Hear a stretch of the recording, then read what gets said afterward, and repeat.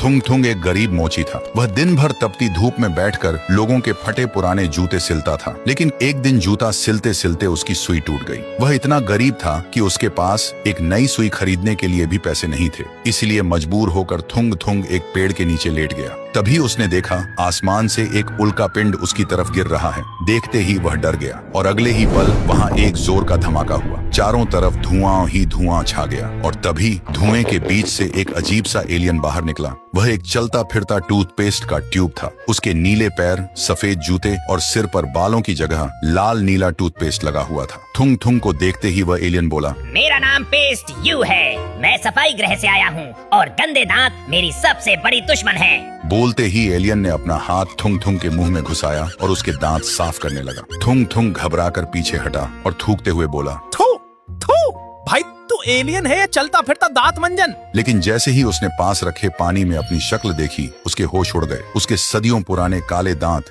हीरे की तरह चमक रहे थे। देखते ही थुंग थुंग के दिमाग में एक आइडिया आया और अगले ही दिन गांव के चौराहे पर बोर्ड टांग दिया, सिर्फ 5 रुपए में डायमंड वाली स्माइल पाए। 2 सेकंड में दांत चकाचक। कुछ ही देर में लोगों की भीड़ लग गई और भीड़ में से सबसे पहले पान चबाते हुए सरपंच आगे आया। उसके दांत एकदम लाल थे। देखते ही पेस्ट्यू ने सरपंच के दांतों पर हाथ फेरा और 2 सेकंड में सरपंच के दांत ऐसे चमके जैसे ट्यूबलाइट जल गई हो। देखते ही लोग टूट पड़े और एक एक करके आगे बढ़ने लगे और एक दिन में ही थुंग थुंग का बैग नोटों से भर गया। नोटों से भरा बैग देख थुंग थुंग रो पड़ा और पेस्ट्यू के आगे हाथ जोड़कर बोला, दोस्त, जिंदगी भर लोगों के फटे जूते सिले, पर आज तूने मेरी फटी किस्मत सिल दी।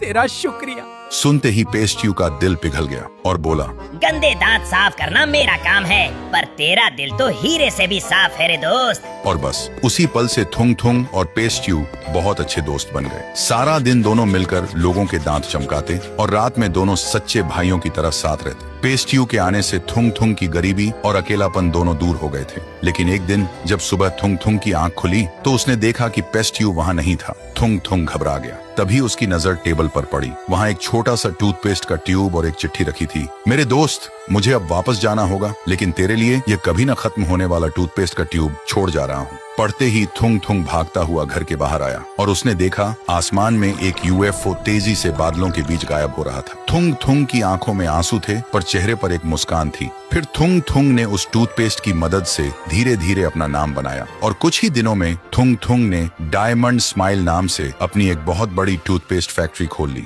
और देखते ही देखते एक गरीब मोची से थुंग थुंग उस इलाके का सबसे अमीर सेठ बन गया। जिस थुंग थुंग के पास कभी एक सुई खरीदने के पैसे नहीं थे, आज उसी के टूथपेस्ट पूरे देश में बिकने लगे थे।